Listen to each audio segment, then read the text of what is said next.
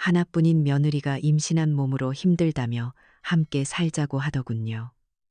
저는 그 아이의 말을 믿고 평생을 바친 제천의 집을 정리해 서울로 왔습니다. 하지만 어느 날 밤 저를 요양원에 치워버리겠다는 며느리의 진짜 속마음을 듣게 되었죠. 그날 이후 저는 아무도 모르는 조용한 준비를 시작했습니다. 제 이야기를 끝까지 지켜봐 주세요.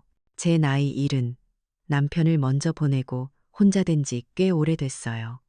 그래도 제가 사는 이 제천의 낡은 종갓집은 늘 저를 품어주었죠. 아침에 대청마루에 앉아 마당을 내다보는 게 제 유일한 낙이었어요. 서늘한 아침 공기가 코끝을 스치고 흙냄새 섞인 바람이 불어오면 살아있다는 게 실감이 났거든요. 서울은 이런 맛이 없다고들 하더군요. 회색 건물들 사이로 칼바람만 분다고. 오늘도 여느 때처럼 마루에 앉아 빛바랜 가계부 하나를 무릎에 올려놓았어요.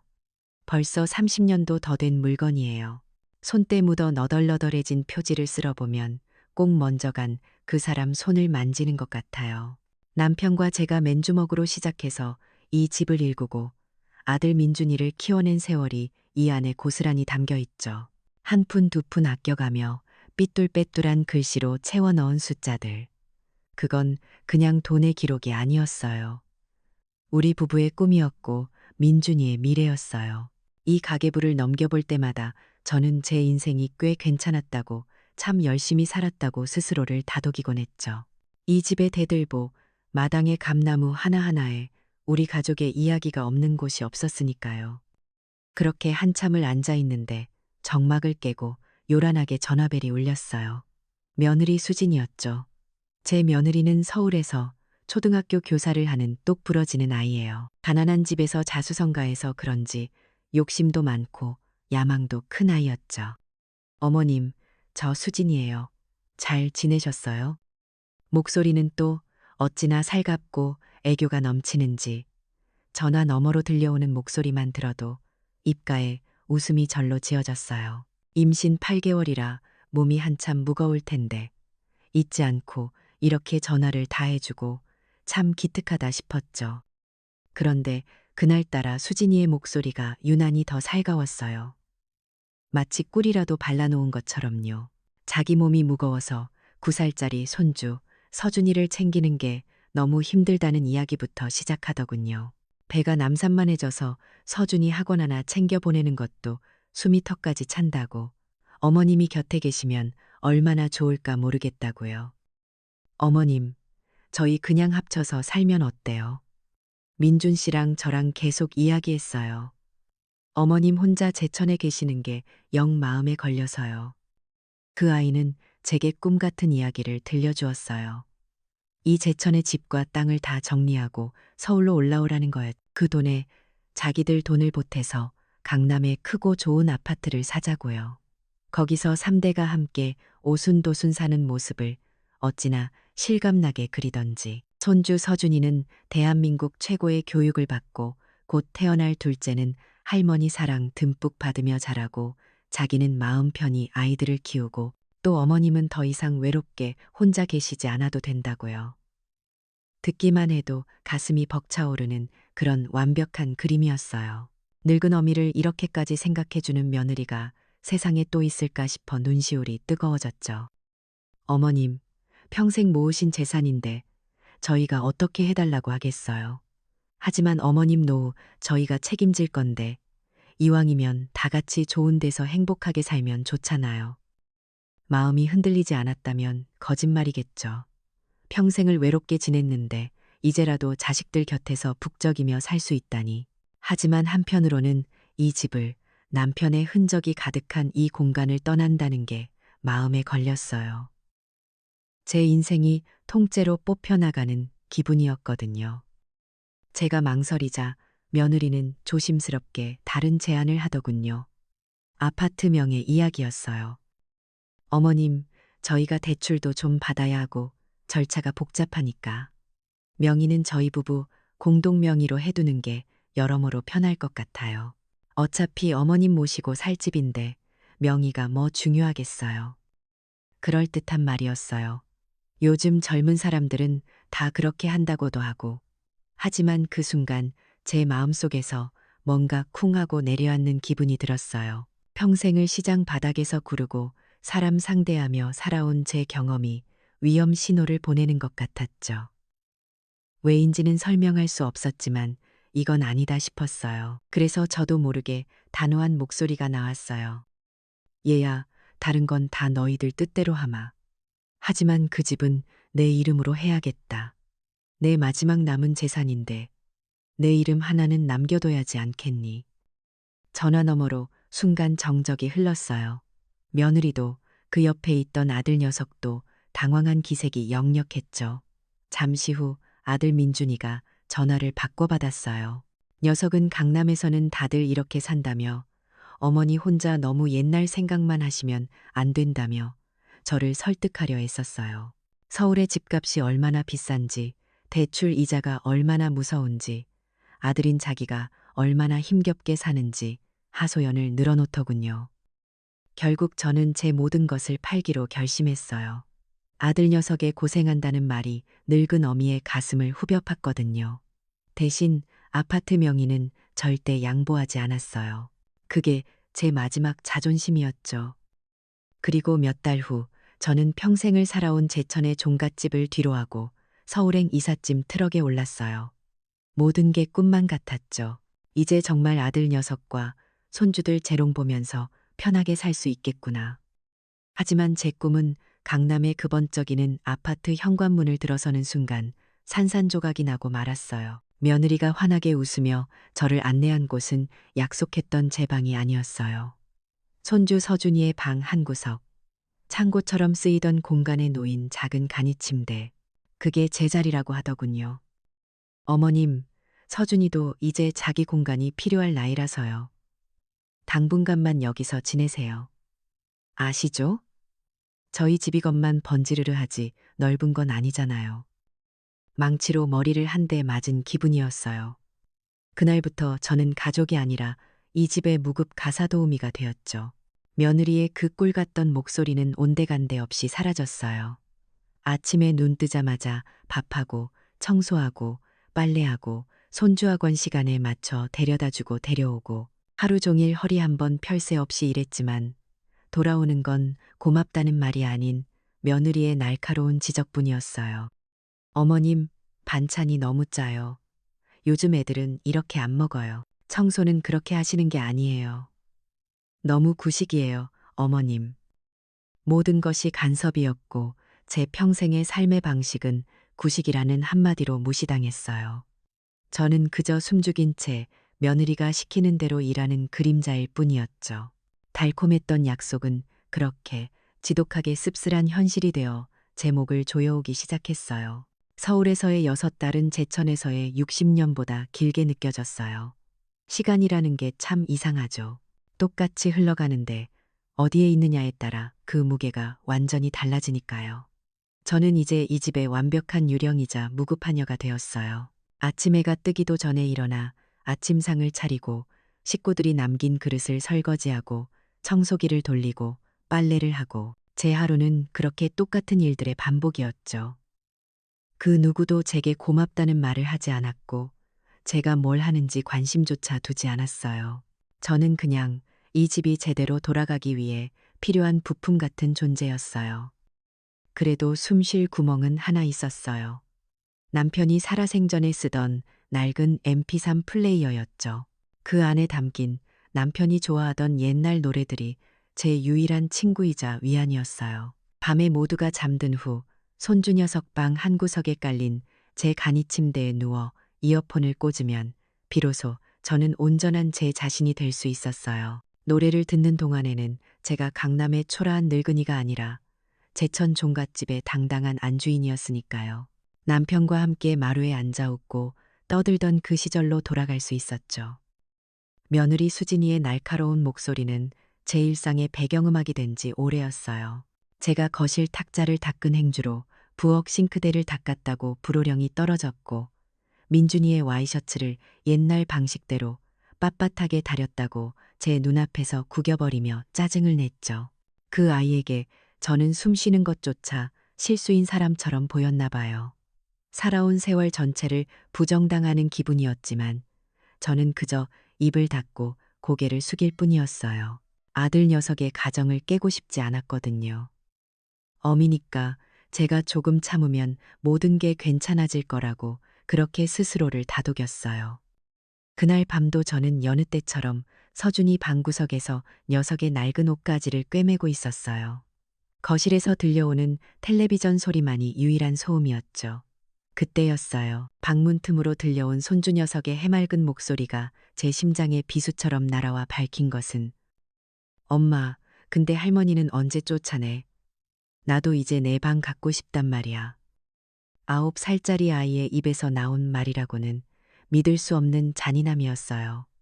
제 손에 들려있던 바늘이 허공에서 멈췄죠. 숨조차 쉴 수 없었어요. 며느리가 쉬하며 아이를 조용히 시키는 소리가 들렸고 곧이어 제 아들 민준이의 목소리가 나지막이 들려왔어요. 조금만 참아. 엄마도 알아보고 계시잖아. 너무 비싸지 않은 대로. 알아본다니, 비싸지 않은 대라니. 그 말들이 무슨 뜻인지 깨닫는 데는 오랜 시간이 걸리지 않았어요. 요양원, 제 자식들이 저를 보낼 곳을 알아보고 있었던 거예요. 심장이 얼음장처럼 차갑게 식어내리는 기분이었죠. 수진이가 속삭이는 목소리가 뒤를 이었어요. 당신은 가만히 있어. 내가 알아서 처리할 테니까. 저 영감탱이 빨리 치워버려야 우리도 편하게 살아. 치운다. 그 말이 제 머릿속을 맴돌았어요.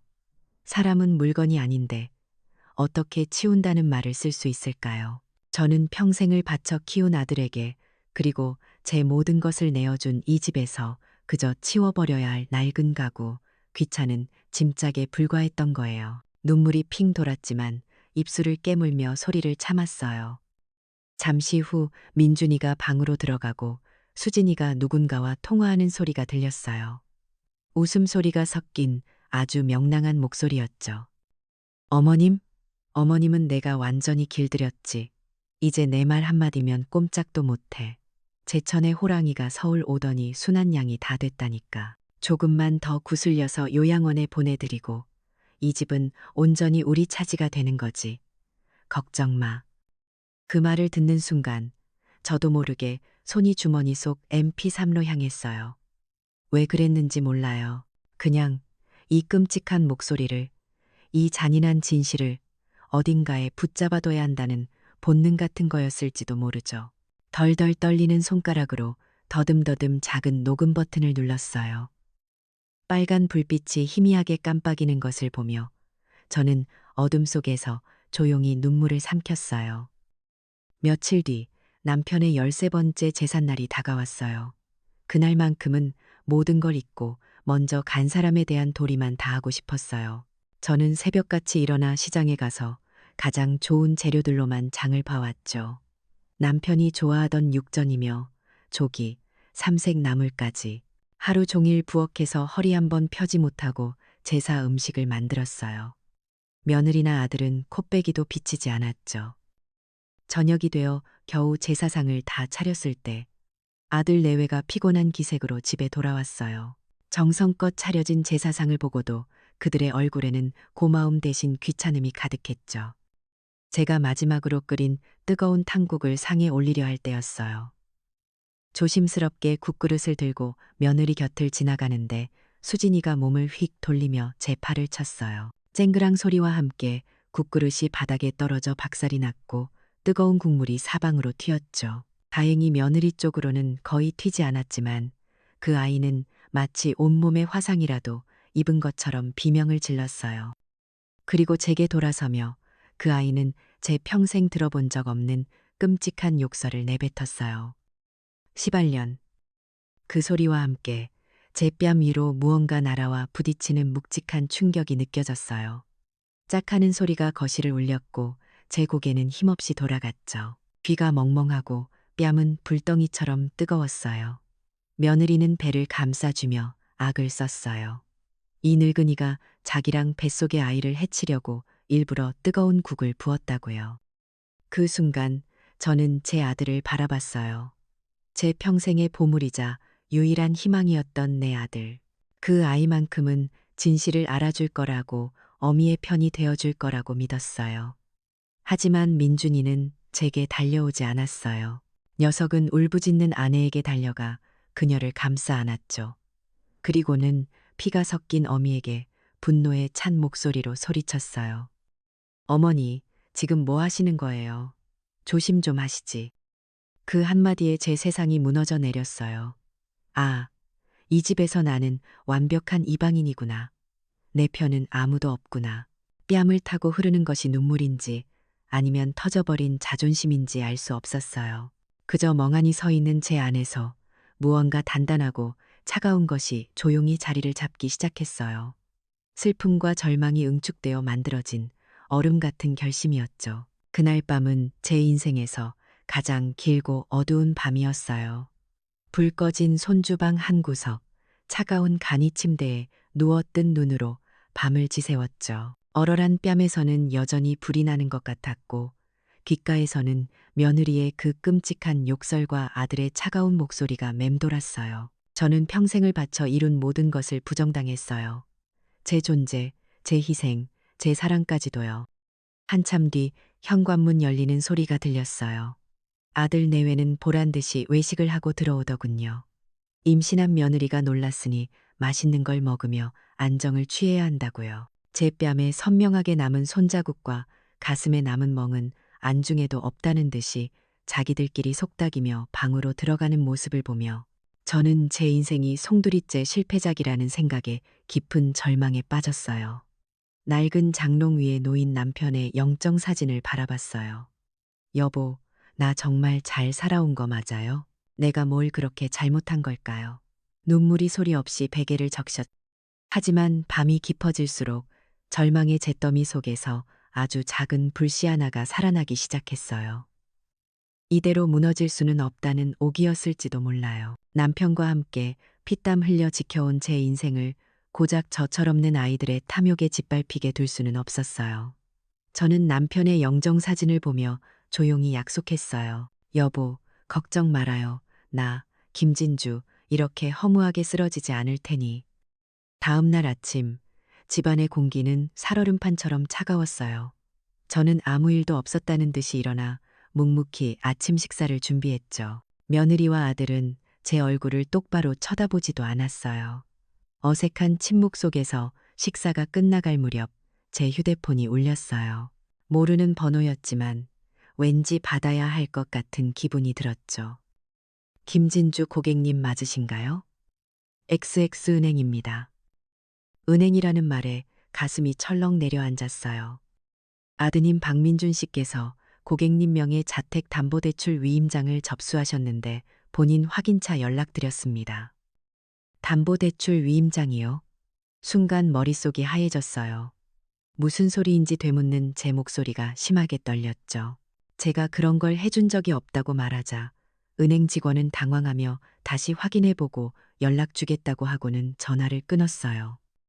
전화를 끊고 나서도 한참을 멍하니 서 있었어요. 심장이 미친 듯이 뛰기 시작했죠. 저는 곧장 안방으로 달려가 서랍장 깊숙한 곳에 넣어둔 제 인감도장을 꺼내들었어요. 제 손만큼이나 달아빠진 낡은 도장이었죠. 그런데 자세히 보니 도장 옆면에 희미하게 붉은 인주 자국이 묻어 있었어요. 제가 마지막으로 사용한 게 언젠데 등줄기를 따라 식은땀이 흘렀어요. 그날 오후 아들 내외가 모두 집을 비운 틈을 타 저는 그들의 방으로 들어갔어요. 태어나서 처음으로 자식의 공간을 몰래 뒤지는 제 자신이 한심했지만 지금은 그런 걸 따질 때가 아니었죠. 심장이 터질 것 같았지만 손을 멈출 수는 없었어요. 그리고 마침내 아들의 책상 서랍 가장 아래쪽에서 종이 뭉치 하나를 발견했어요. 그건 이면지 뭉치였어요. 하지만 종이를 넘기는 순간 저는 숨을 멈춰야 했죠. 거기에는 제 이름 석자, 김진주가 수백 번은 좋게 쓰여 있었어요. 어떤 건 제 필체와 비슷했고 어떤 건 어설펐죠. 제 아들 민준이가 제 서명을 연습한 흔적이었어요. 그리고 그 옆에는 제 인감도장이 흐릿하게 또렷하게 수없이 찍혀 있었죠. 모든 조각이 맞춰졌어요. 요양원 이야기, 제삿날의 폭행, 그리고 이 담보대출 서류까지 그저 저를 귀찮아하는 수준이 아니었어요. 이건 명백한 계획이었죠. 저를 정신적으로, 육체적으로 몰아붙여 판단력을 흐리게 한 뒤 집을 담보로 3억이라는 거금을 대출받아 자기들 부동산 투자금으로 쓰려던 속셈이었던 거예요. 그리고 돈을 손에 쥐고 나면 저는 쓸모없어진 짐짝처럼 요양원에 치워질 운명이었던 거죠. 저는 그 이면지를 손에 쥔 채 한참을 바닥에 주저앉아 있었어요. 슬픔은 이미 지나갔어요. 그 자리를 채운 것은 차갑고 날카로운 분노였죠. 내 아들이, 내 배 아파 낳은 자식이 고작 돈 때문에 어미의 인생을 통째로 집어삼키려 했다는 사실이 믿기지 않았어요.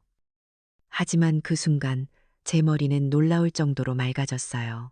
30년간 가계부를 쓰며 한 푼도 허투루 쓰지 않았던 꼼꼼함, 시장에서 장사를 하며 사람들의 속내를 꿰뚫어 보던 눈치가 되살아나는 기분이었죠. 슬픔에 잠겨있던 제 아내 김진주가, 남편과 함께 가정을 일궜던 억척스럽던 김진주가 다시 깨어나는 순간이었어요. 저는 이면지를 조심스럽게 접어 주머니 깊숙이 넣었어요. 제가 방을 뒤진 흔적을 깨끗이 지웠죠. 더 이상 우는 소리를 하며 매달리는 약한 늙은 어미는 없었어요. 그날 저녁, 저는 평소와 똑같이 저녁상을 차렸어요. 아들 내외는 아무것도 눈치채지 못했죠. 하지만 식탁에 마주 앉은 저는 이전의 제가 아니었어요. 저는 더 이상 그들의 엄마가 아니었어요. 저는 제 인생과 존엄을 되찾기 위한 전쟁을 준비하는 조용한 전사였죠. 제 눈빛이 어떻게 변했는지, 웃음기 하나 없이 자신들을 바라보는 제 얼굴이 얼마나 차가웠는지 그 어리석은 아이들은 전혀 알지 못했어요. 폭풍은 이미 시작되고 있었으니까요. 다음 날 아침 저는 그 어느 때보다 일찍 잠에서 깼어요. 밤새 단 한숨도 자지 못했지만 정신은 오히려 쇠처럼 차갑고 맑았죠. 저는 평소와 똑같이 부엌으로 가 아침 식사를 준비했어요. 밥을 안 치고 국을 끓이고 어젯밤에 미리 만들어둔 밑반찬을 꺼냈어요. 마치 아무 일도 없었다는 듯이. 하지만 제 안에서는 이미 전쟁이 시작되고 있었어요. 아들 내외가 출근하고 집이 텅 비자 저는 낡은 외출복 중에서 가장 단정하고 깔끔한 옷으로 갈아입었어요. 부유해 보일 필요는 없지만 초라하거나 흐트러져 보여서도 안 됐죠. 제정신이 온전하고 판단력이 분명한 사람으로 보여야 했으니까요. 그리고 저는 집을 나섰어요. 제 평생 처음 와보는 강남의 높은 빌딩들 사이를 저는 한치의 망설임도 없이 걸었죠. 목적지는 단 하나, 아들이 제 위임장을 위조해 제출했던 바로 그 은행이었어요. 은행 안의 시원한 공기와 조용한 분위기가 제 타는 속을 조금은 진정시켜주는 것 같았어요. 번호표를 뽑아 잠시 기다린 뒤 저는 가장 나이가 많아 보이는 지점장급 직원 앞으로 가서 앉았어요. 제 손은 무릎 아래서 사시나무처럼 떨리고 있었지만 목소리만큼은 흔들리지 않으려 무던히 애를 썼죠. 저는 어제 받았던 전화 내용을 차분히 설명했어요. 아들 박민준이 제 명의로 주택담보대출을 신청했으며 그 위임장은 제가 동의한 적 없는 위조된 서류라고요. 지금 당장 모든 절차를 중지시켜 달라고요. 은행 직원의 눈에 스쳐가는 의심과 동정을 저는 똑똑히 보았어요. 그저 흔한 집안 싸움 정도로 여기는 눈치였죠. 저는 말을 이었어요. 아들이 사용한 인감도장과 서류를 다시 한번 확인해 달라고. 만약 대출이 실행된다면 은행 역시 사문서 위조에 동참한 책임에서 자유로울 수 없을 거라고요. CCTV를 확인하면 아들 혼자 와서 서류를 접수하는 장면이 찍혀 있을 거라는 말도 덧붙였죠. 제 단호한 태도에 직원의 표정이 굳어지기 시작했어요.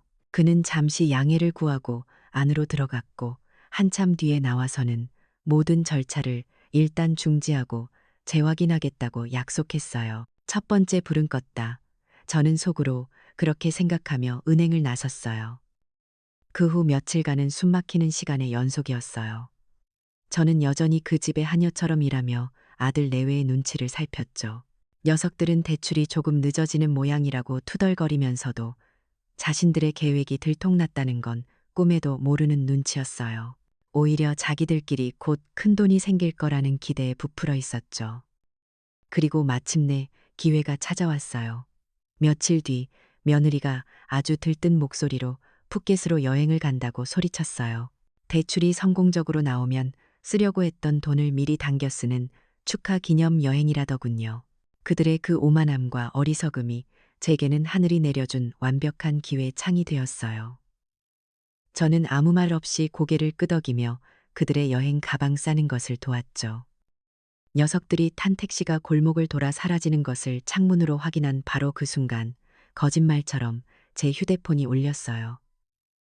제천에서 부동산을 하던 오랜 지인이었죠. 제 종갓집을 탐내던 사람이 있었는데 혹시 팔 생각이 없냐고요. 현금으로 즉시 거래할 수 있고 가격도 시세보다 훨씬 잘 쳐주겠다는 파격적인 조건이었어요. 온몸에 소름이 돋았어요. 이건 운명이다. 먼저 간 남편이 하늘에서 저를 돕고 있는 게 틀림없었어요. 그 전화를 끊자마자 저는 일사천리로 움직였어요.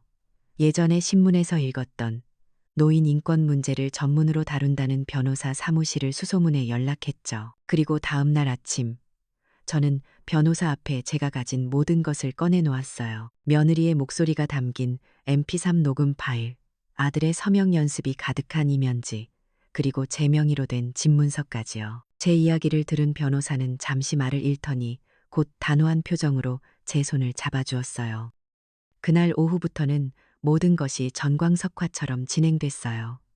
변호사는 제천의 부동산 지인과 연락해 매매 계약을 서둘렀고 동시에 제 전 재산을 아들 내외가 절대 손댈 수 없도록 법적으로 보호해줄 재산 신탁 계약을 준비했죠. 강남의 부동산은 눈 깜짝할 사이에 거래가 성사되었어요. 제 평생의 보금자리가 순식간에 거액의 현금이 되어 안전한 법의 테두리 안으로 옮겨졌어요. 저는 집으로 돌아와 제 짐을 쌌어요. 하지만 챙길 것은 많지 않았죠. 남편의 영정사진, 30년 된 낡은 가계부들, 손때 묻은 옷 몇 가지, 그게 전부였어요.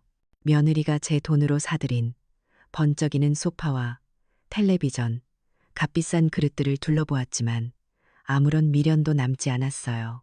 모든 것을 그 자리에 남겨둔 채 저는 제 추억이 담긴 작은 상자 5개만 들고 그 집을 나섰어요. 변호사가 미리 구해준 작지만 아늑한 저만의 공간으로요. 며칠 후 제 휴대폰에 아들 민준이의 이름이 떴어요.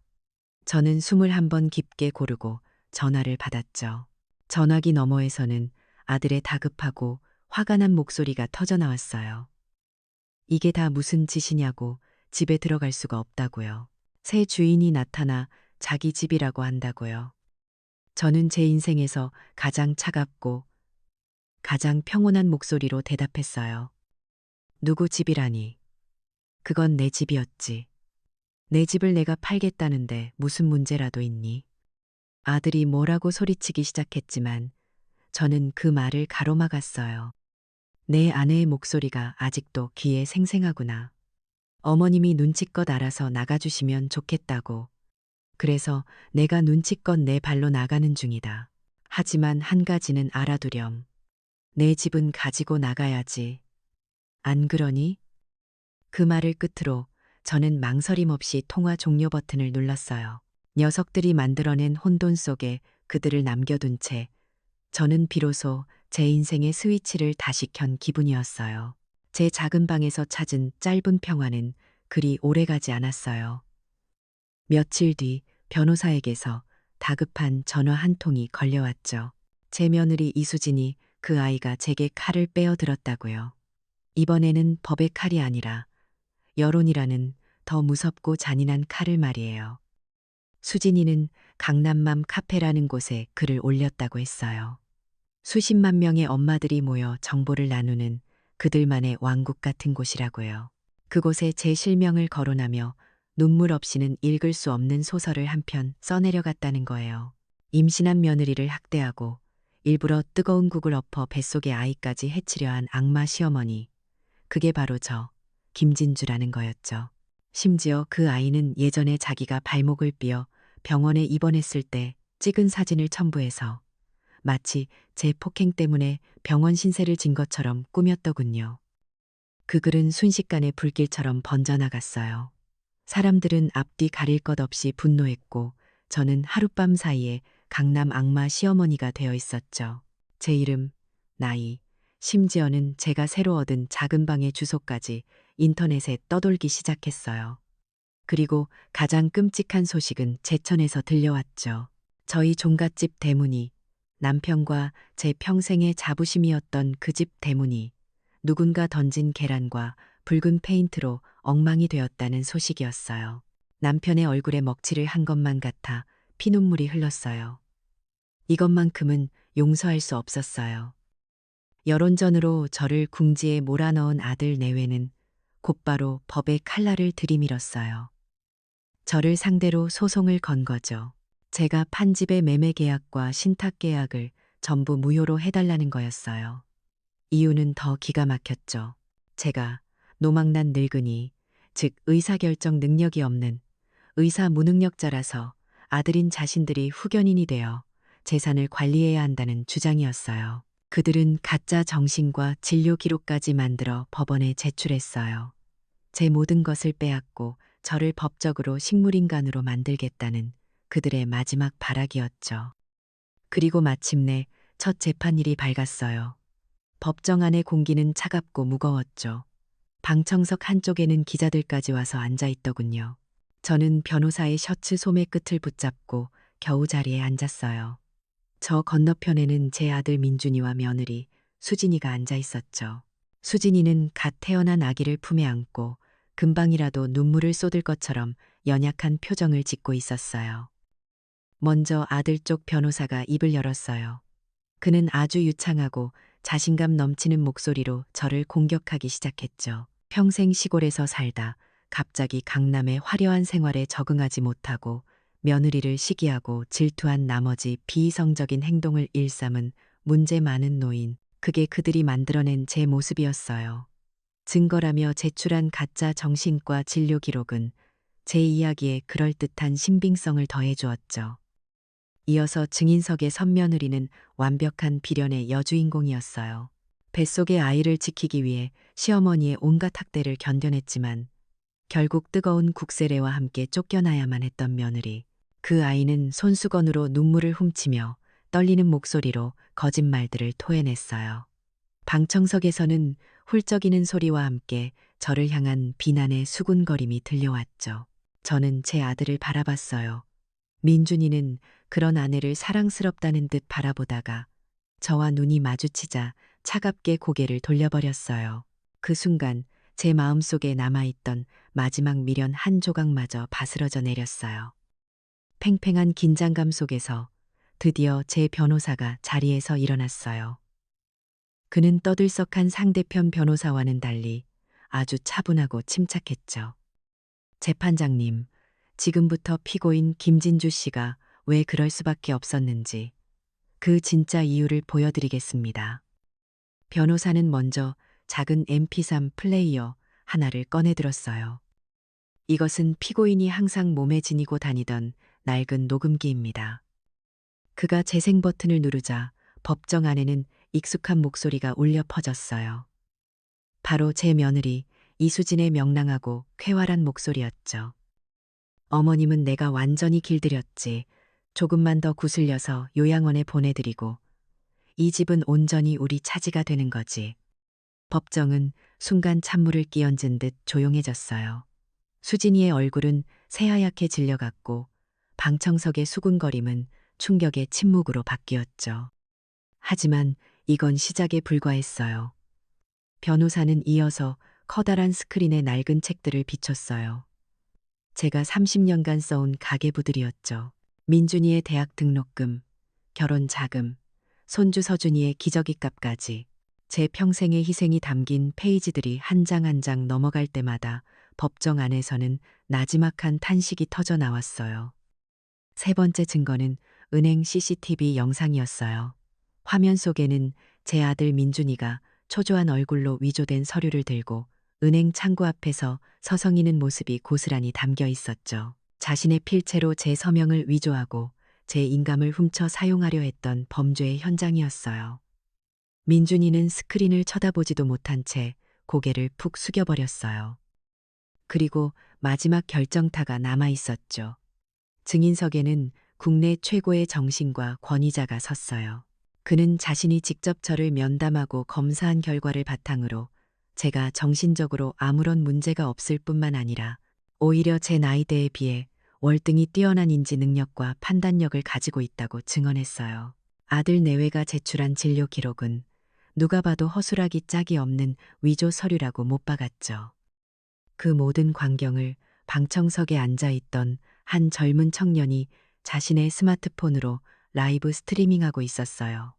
제 변호사가 미리 손을 써둔 거였죠. 재판이 진행되는 동안 인터넷 세상은 이미 뒤집어지고 있었어요. 며느리의 목소리가 담긴 녹음 파일 영상은 순식간에 수십만 뷰를 넘어섰고 가짜 강남맘이라는 해시태그가 실시간 트렌드 1위에 올랐어요. 저를 악마 시어머니라며 비난하던 여론은 순식간에 분노한 불길이 되어 며느리에게 향했죠. 모든 증거를 확인한 판사는 차갑고 단호한 목소리로 판결을 내렸어요. 원고들의 소송을 모두 기각한다. 탕하고 판사 봉소리가 울려 퍼졌어요. 또한 원고 박민준, 이수진의 위증, 사문서 위조, 명예훼손 혐의에 대해 검찰에 정식으로 수사를 의뢰한다. 저는 조용히 눈을 감았어요. 승리의 기쁨보다는 길고 길었던 싸움이 끝났다는 안도감이 먼저 밀려왔죠. 눈을 떴을 때 저 건너편에는 모든 것을 잃고 망연자실한 표정으로 주저앉아 있는 제 자식들의 모습이 보였어요. 그 순간 저는 그들을 향한 미움도 연민도 아닌 그저 서늘한 정의의 무게를 느낄 뿐이었어요. 재판이 끝나고 6달이라는 시간이 흘렀어요. 모든 것이 폭풍처럼 지나간 뒤 제 삶에는 비로소 고요한 평화가 찾아왔죠. 저는 더 이상 아들 내외의 소식을 일부러 찾아보지 않았어요. 궁금하지도 않았거든요. 하지만 세상이 좁은지 혹은 뿌린 대로 거둔다는 옛말이 틀리지 않는지 그들의 소식은 이따금 제 귀에까지 들려오더군요. 제 변호사 말로는 며느리 이수진과 아들 박민주는 모든 것을 잃었다고 해요. 재판이 끝나자마자 둘 다 직장에서 해고당했고 위증과 사문서 위조 혐의로 기소되어 벌금형까지 선고받았대요. 결국 그들은 빚과 벌금을 감당하지 못하고 마지막 남은 작은 아파트마저 처분한 뒤 서울 변두리의 허름한 월세방으로 쫓겨났다고요. 그리고 며느리 수진이는 그토록 교양 있는 교사 행세를 하던 그 아이는 이제 생계를 위해 다른 집에 가사도우미 일을 하고 있다고 했어요. 자기가 저를 부리던 바로 그 일을 이제는 자신이 하게 된 거죠. 그 소식을 들었을 때 제 마음속에 통쾌함이 차올랐을까요? 아니요. 이상하게도 마음이 그저 덤덤했어요. 그건 복수가 아니었어요. 그저 세상의 이치, 인과응보일 뿐이었죠. 다만 손주 서준이의 소식은 가슴이 아팠어요. 가짜 강남맘 아들이라는 꼬리표가 붙어 학교에서 친구들에게 따돌림을 당하고 있다는 이야기였어요. 어미의 탐욕이 M1 아이에게까지 상처를 남긴 거죠. 그건 제가 바란 결과가 아니었기에 마음 한구석이 몹시도 쓰라렸어요. 그들의 몰락을 지켜보면서 저는 깨달았어요. 복수는 그저 과정일 뿐 제 삶의 목표가 될 수는 없다는 것을요. 텅 빈 승리감 속에서 허무해지는 대신 저는 제게 남은 시간과 재산을 더 의미 있는 곳에 쓰기로 결심했어요. 저처럼 힘없는 노인들이 자식이라는 이름의 가장 잔인한 폭력 앞에서 홀로 무너지지 않도록 제가 그들의 작은 방패가 되어주기로요. 그래서 저는 김진주 재단을 만들었어요. 제가 판 집값과 명예훼손 배상금으로 받은 돈 전부를 재단 설립에 쏟아부었죠. 그리고 재단의 보금자리로 제천의 낡은 종갓집을 선택했어요. 제 슬픔과 상처가 시작된 그곳을 이제는 새로운 희망과 치유의 공간으로 만들고 싶었거든요. 집은 대대적인 수리를 거쳤어요. 낡고 삭막했던 공간은 햇살이 가득 들어오는 밝고 따뜻한 상담실과 쉼터로 다시 태어났죠. 대문 앞에는 김진주 재단이라는 작은 현판이 걸렸고요. 이곳은 자식에게 학대받고 모든 것을 빼앗긴 늙은 어머니들이 무료로 법률 상담을 받고 잠시나마 편히 쉬어갈 수 있는 작은 성이 되었어요. 재판이 끝나고 꼭 1년이 되던 어느 가을날이었어요. 재단은 그 사이 꽤 많은 사람들에게 알려져 저를 찾아오는 발길이 끊이지 않았죠. 그날은 한 젊은 기자가 저를 인터뷰하겠다며 제천까지 찾아왔어요. 우리는 햇살이 따사로운 대청마루에 마주 앉았. 1년 전 제가 낡은 가계부를 넘겨보던 바로 그 자리예요. 기자는 제게 조심스럽게 물었어요. 아들과 며느리를 용서했냐고요. 저는 잠시 마당에 감나무를 바라보다가 조용히 입을 열었어요. 용서라. 글쎄요. 저는 그렇게 생각해요. 가족은 혈연으로만 이어지는 게 아니에요. 서로에 대한 존중으로 이어지는 거죠. 존중이 사라지면 그건 더 이상 가족이 아니에요. 저는 증오 속에서 살지 않아요. 하지만 한번 깨져버린 신뢰와 존중은 다시 붙일 수 없다는 걸 알아요. 그 아이들과 저의 관계는 이미 그들이 제 뺨을 때리고 제 재산을 탐냈을 때 끝나버린 거예요. 용서는 관계가 남아있을 때나 의미가 있는 거니까요. 저는 이제 그들을 미워하는 대신 제 삶에서 그들을 완전히 지원했어요. 그리고 이곳 제천에서 저와 비슷한 아픔을 가진 다른 어머니들과 새로운 가족을 만들어가고 있죠. 인터뷰가 끝나고 기자가 돌아간 뒤였어요. 저는 다시 혼자 대청마루에 앉아 깊어가는 가을 햇살을 느끼고 있었죠. 그때 제 휴대폰이 조용히 울렸어요. 액정에 뜬 이름은 아들 박민준이었어요. 1년 만에 처음으로 걸려온 전화였죠. 저는 그 이름을 물끄러미 바라봤어요. 심장은 놀랍도록 평온했어요. 더 이상 분노도 슬픔도 미련도 솟아나지 않았죠. 그저 아주 먼 옛날에 알았던 이제는 희미해진 사람의 이름처럼 느껴질 뿐이었어요. 제 입가에 아주 옅고 평화로운 미소가 떠올랐어요. 그리고 저는 조용히 통화 거절 버튼을 눌렀어요. 어떤 용서는 베풀 필요가 없는 법이니까요. 저는 제 삶을, 제 평화를 온전히 되찾았어요. 그걸로 충분했어요. 가족이라는 이름이 모든 걸 해결해 주진 않아요. 어쩌면 혈연보다 더 중요한 건 서로를 향한 존중의 마음일지도 몰라요. 그 존중이 사라진 관계는 더 이상 가족이 아니니까요. 진정한 독립과 평화는 바로 그 사실을 인정하고 내 삶의 주인이 되었을 때 비로소 찾아오는 것이죠.